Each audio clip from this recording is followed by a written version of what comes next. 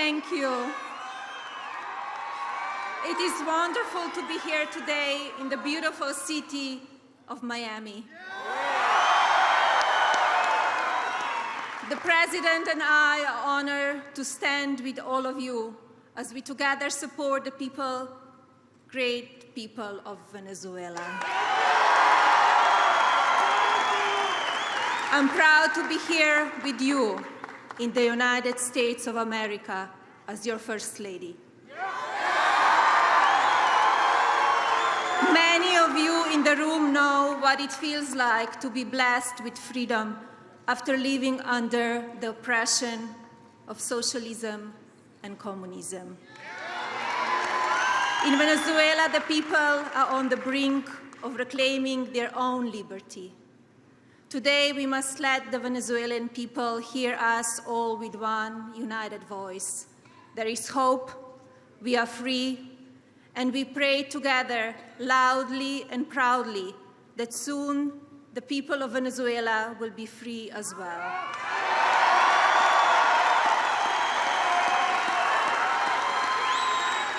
My husband is here today because he cares deeply about the current suffering in Venezuela.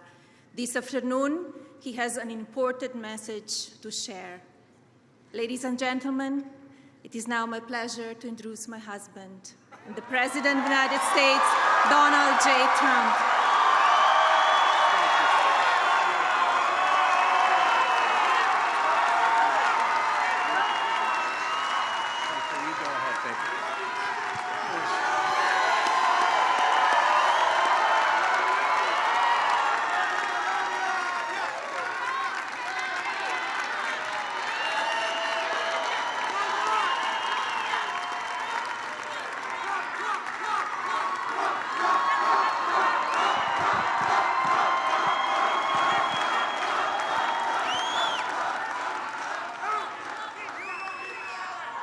Thank you very much, Melania. America is truly blessed to have such an extraordinary, right? Extraordinary First Lady.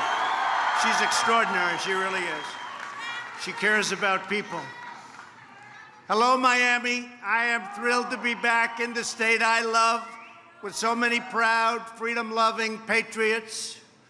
We're here to proclaim a new day is coming in Latin America. It's coming.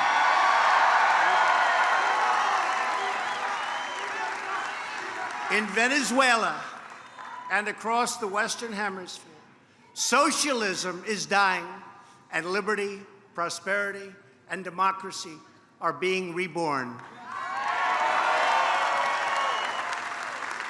Today, our hearts are filled with hope because of the determination of millions of everyday Venezuelans, the patriotism of the Venezuelan National Assembly, and the incredible courage of interim President Juan Guaido.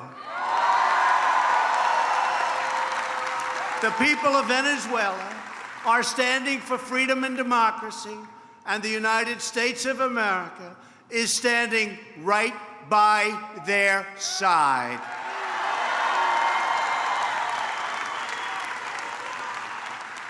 Let me begin by thanking the great leaders here today who have been such incredible champions for the cause of liberty.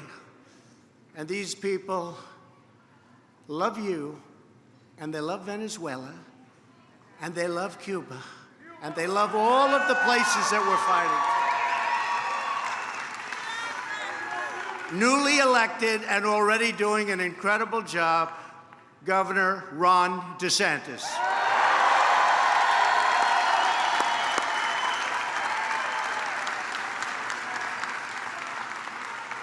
A man who I call, especially when we're talking about Cuba, Venezuela, Nicaragua, he knows a lot, and he's a friend of mine, Senator Marco Rubio.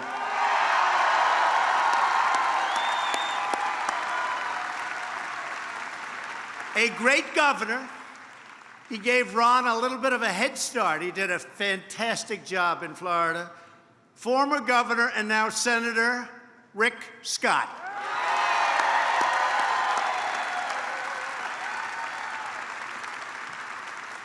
Somebody that I've gotten to know very well, especially as to the fact that my heart is in Venezuela. Representative Mario Diaz-Balart.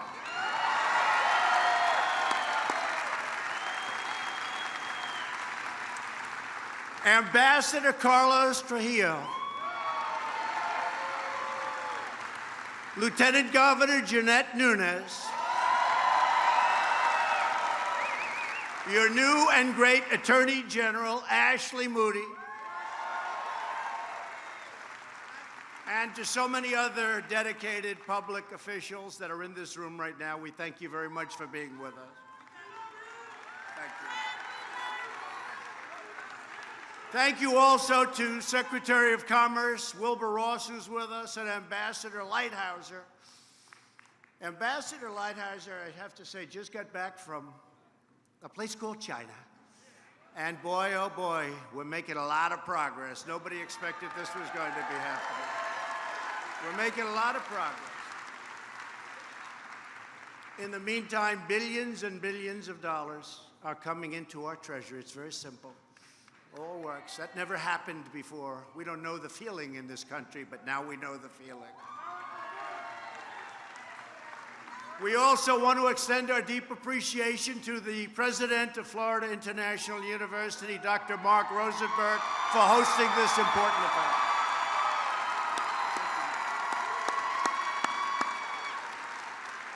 Finally, I want to thank each and every person in this wonderful audience who has made your own stand for human dignity, and that's probably just about all of you.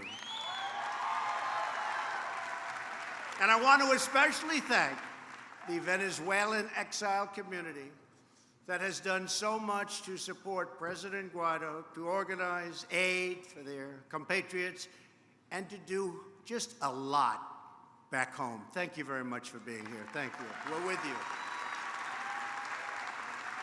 We are profoundly grateful to every dissident, every exile, every political prisoner, and everyone who bears witness to the horrors of socialism and communism, and who has bravely spoken out against them. Thank you very much. The fact is, you've seen the crimes, and you've seen the corruption. You have seen the hunger and the suffering. You have heard the anguished pleas for help. You have protested and protested with respect, but loudly. And you have prayed for the day we can now see, which is just ahead, the day when all of the people of this region will at last be free.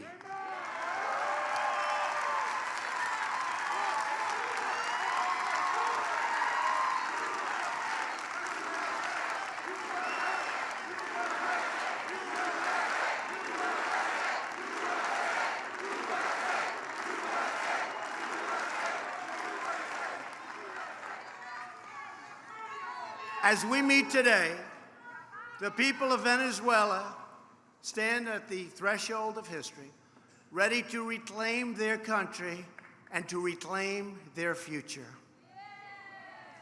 Not long ago, Venezuela was the wealthiest nation by far in South America. But years of socialist rule have brought this once thriving nation to the brink of ruin. That's where it is today. The tyrannical socialist government nationalized private industries and took over private businesses.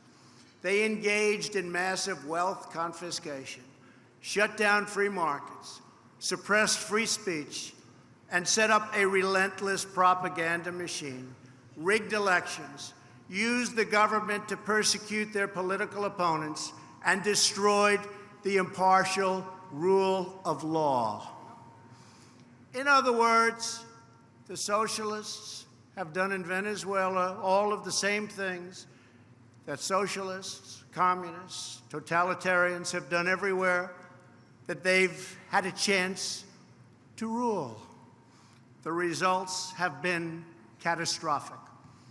Almost 90% of Venezuelans now live in poverty. In 2018, hyperinflation in Venezuela exceeded 1,000,000%. Crippling shortages of food and medicine plague the country. Socialism has so completely ravaged this great country that even the world's largest reserves of oil are no longer enough to keep the lights on. This will never happen to us.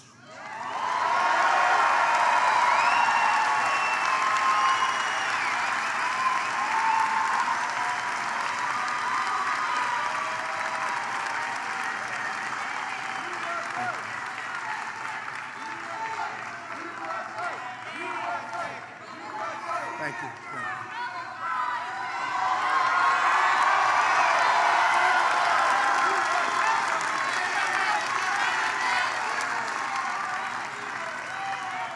Already, more than 3 million Venezuelans have fled Maduro's brutal opposition, and brutal it is.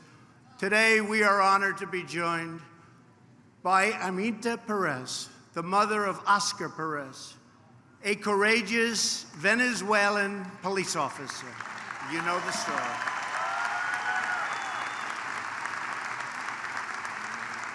In June of 2017, Oscar piloted a helicopter over the city of Baruta with the banner 350 Liberty, a reference to Article 350 of the Venezuelan Constitution, which states, "The people of Venezuela shall disown any regime, legislation, or authority that violates democratic values or encroaches upon human rights." Oscar said he wanted to give the people hope. He loved the people. He fought for the people, and they loved Oscar. But Oscar was gunned down and killed by Venezuelans, so you know this very well. You all know the story. By the Venezuelan security forces, viciously. Amita, our hearts break for your loss. Oscar gave his life for the freedom of his people. We all have hope today because of great, great people and patriots like Oscar. Please, Amita.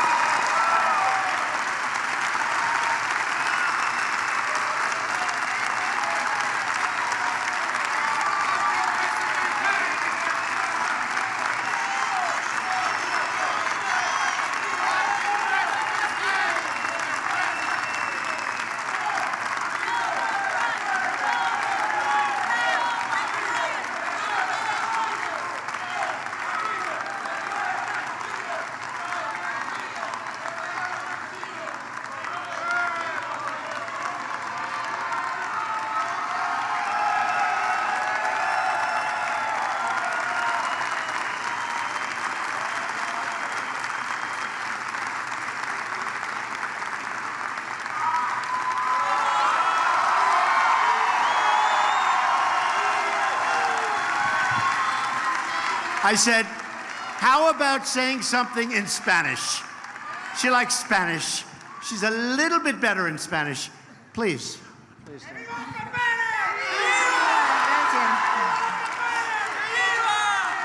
Gracias, señor presidente. Me disculpan si se me salen las lágrimas. Lo que pasa es que hoy otro de mis hijos, que también fue asesinado, está de cumpleaños hoy. Y entonces, bueno, pero estoy acá más que todo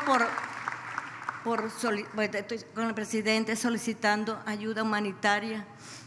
Estoy solicitando también justicia por mi hijo y por su grupo que fueron asesinados vilmente, por los hijos.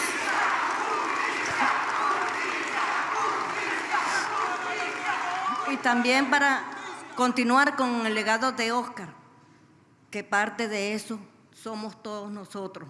Y vamos a continuar con la lucha hasta ver nuestra Venezuela libre. y poder regresar a nuestra madre patria. Gracias.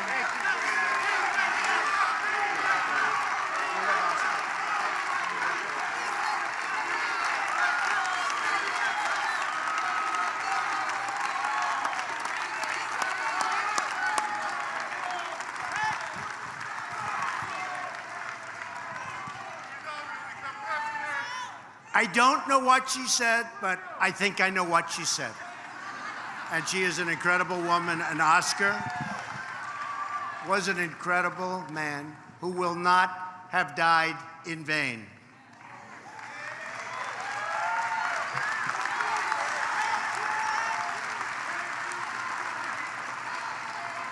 A few weeks ago, on January 23rd, Venezuela's National Assembly invoked the Venezuelan Constitution to declare the President of the National Assembly, Juan Guaido, as the country's legitimate leader.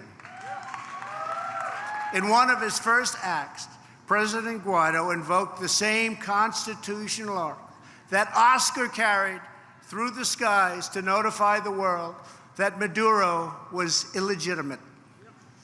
Within 30 minutes, the United States was proud to be the first nation in the world to recognize President Guaido.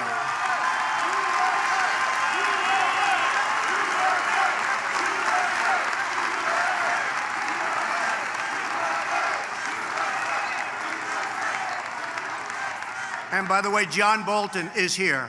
Where is John? Working hard. Today, more than 50 countries around the world now recognize the rightful government of Venezuela. And the Venezuelan people have spoken, and the world has heard their beautiful voice. They are turning the page on socialism, turning the page on dictatorship, and there will be no going back.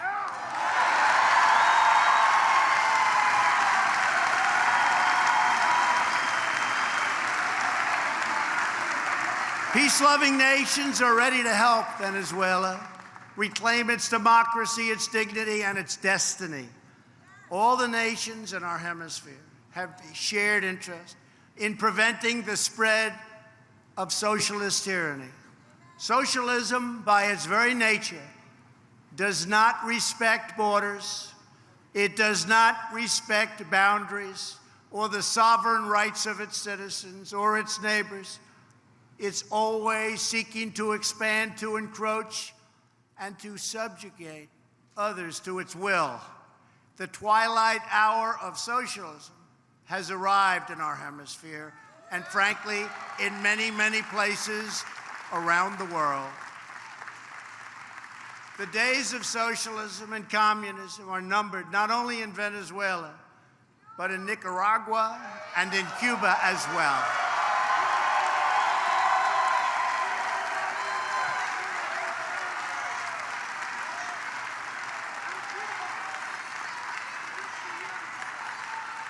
Do we love Cuba? Do we love Nicaragua?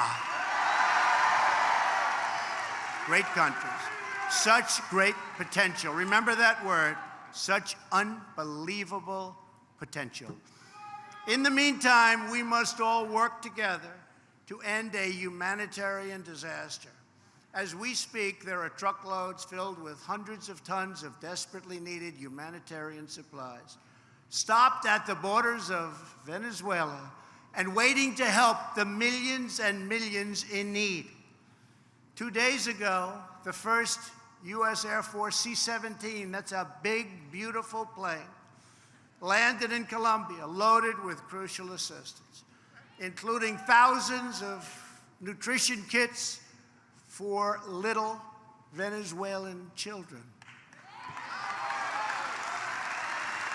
Unfortunately, dictator Maduro has blocked this life-saving aid from entering the country. He would rather see his people starve than give them aid, than help them. Millions of Venezuelans are starving and suffering, while a small handful at the top of the Maduro regime plunder the nation into poverty and into death. We know who they are, and we know where they keep the billions of dollars that they have stolen. Incredibly, there are members of the Venezuelan military still barely supporting this failed dictatorship. They are risking their future. They are risking their lives and Venezuela's future for a man controlled by the Cuban military and protected by a private army of Cuban soldiers. Maduro is not a Venezuelan patriot. He is a Cuban puppet. That's what he is.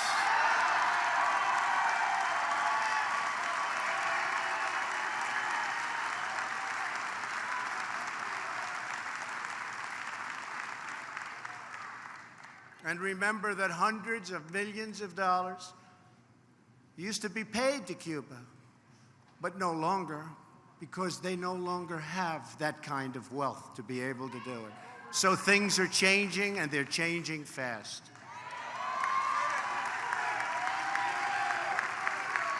And today I have a message for every official who is helping to keep Maduro in place. The eyes of the entire world are upon you today, every day, and every day in the future. You cannot hide from the choice that now confronts you. You can choose to accept President Guaido's generous offer of amnesty to live your life in peace with your families and your countrymen. President Guaido does not seek retribution against you, and neither do we.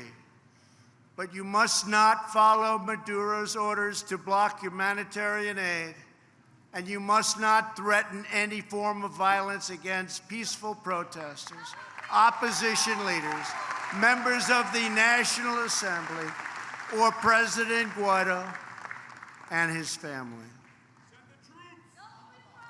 We seek a peaceful transition of power, but all options are open.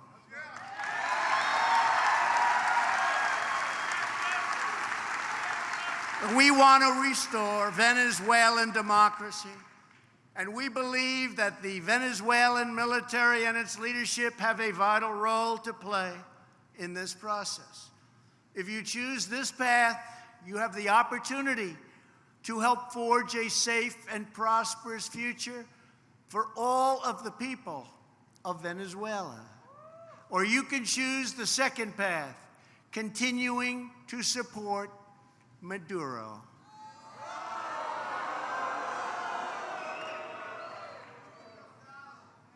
If you choose this path, you will find no safe harbor, no easy exit, and no way out.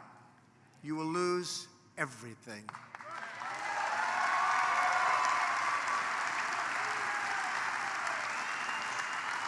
So today I ask every member of the Maduro regime, end this nightmare of poverty, hunger, and death for your people. Let your people go. Set your country free. Now is the time for all Venezuelan patriots to act together as one united people.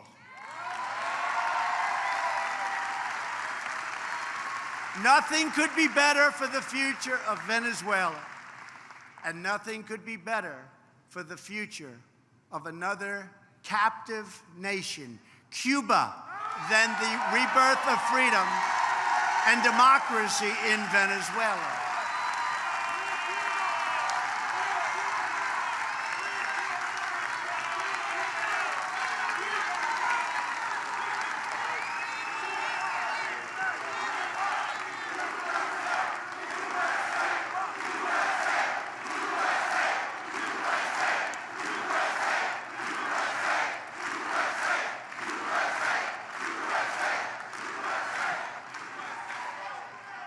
For decades, the socialist dictatorships of Cuba and Venezuela have propped each other up in a very corrupt bargain. Venezuela gave Cuba oil. In return, Cuba gave Venezuela a police state run directly from Havana.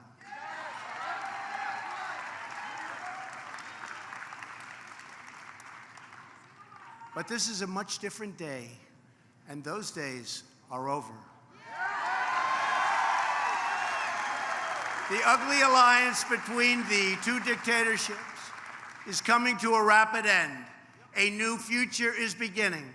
All of us in this arena, and thousands and thousands and thousands of people outside, you have to see it, are united because we know the truth about socialism in Venezuela, in Cuba, in Nicaragua, and all around the world.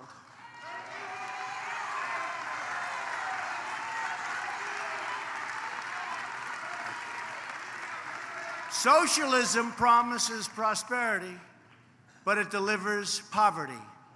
Socialism promises unity, but it delivers hatred and it delivers division. Socialism promises a better future, but it always returns to the darkest chapters of the past. That never fails. It always happens.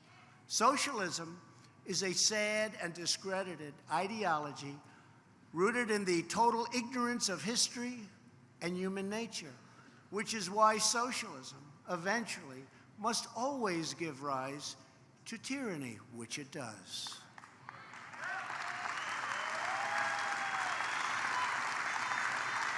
Socialists profess a love of diversity, but they always insist on absolute conformity. We know that socialism is not about justice. It's not about equality. It's not about lifting up the poor. Socialism is about one thing only: power for the ruling class.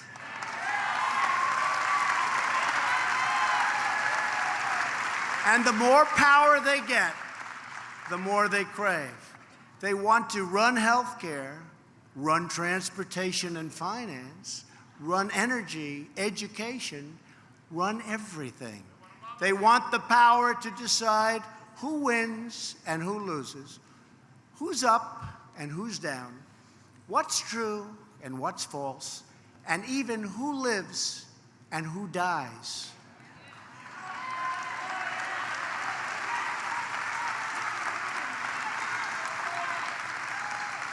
In short, all of us here today know that there is nothing less democratic than socialism.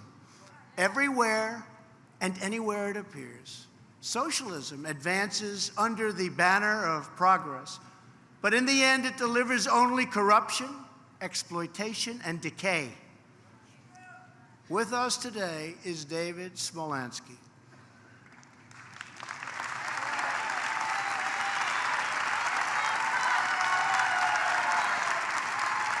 David was one of the youngest mayors in Venezuelan history when the Maduro regime removed him from office and issued a warrant for his arrest. David fled into Venezuela's treacherous southern jungle. Eventually, David reached Brazil, where he was welcomed with open arms. Today, David lives in exile in the United States, where he continues to speak up for the Venezuelan people. Sadly, David is the third generation of his family to flee the agony of socialism and communism. David's grandparents fled the Soviet Union in 1927, and his father fled communist Cuba in 1970. As David said, the difference I want to have for my father and my grandfather is to go back to my country. My grandparents never went back to Kiev. My father has not been back to Havana. I hope I can soon return to Venezuela. I think that will happen, David.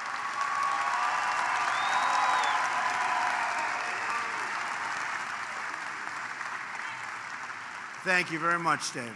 I think it'll soon happen. Your courage, David, is an inspiration. And not only David, many of the people in this room, you've been through much. But you see it coming to the end. You see it really coming to an end for the first time. For the first time, you're seeing it. Because the United States, a true great nation, is behind you.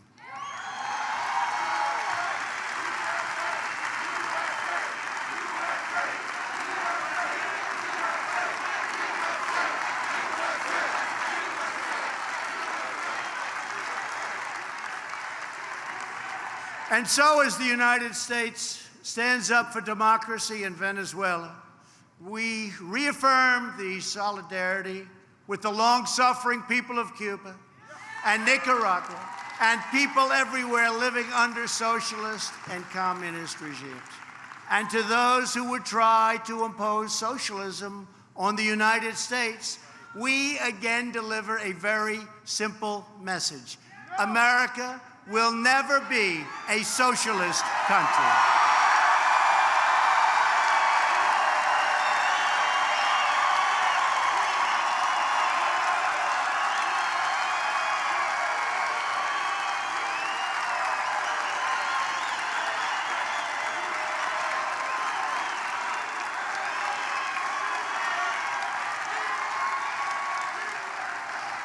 We are born free, and we will stay free now and forever. We know what freedom can do in Venezuela because we have seen that future right here in Doral. We know what freedom can do in Cuba because we have seen that future right here in Miami. We know what freedom can do in Nicaragua because we have seen that future in Sweetwater.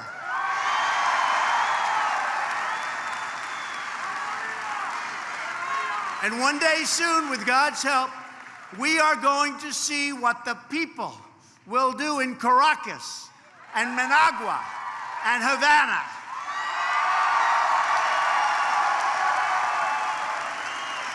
And when Venezuela is free, and Cuba is free, and Nicaragua is free, this will become the first free hemisphere in all of human history.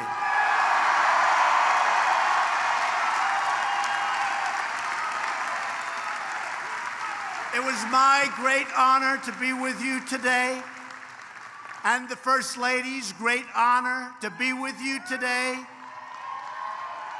We are winning. We are winning on every front. Thank you. God bless you. God bless the people of Venezuela. God bless the people of Cuba. God bless the people of Nicaragua. And God bless the United States of America. Thank you very much.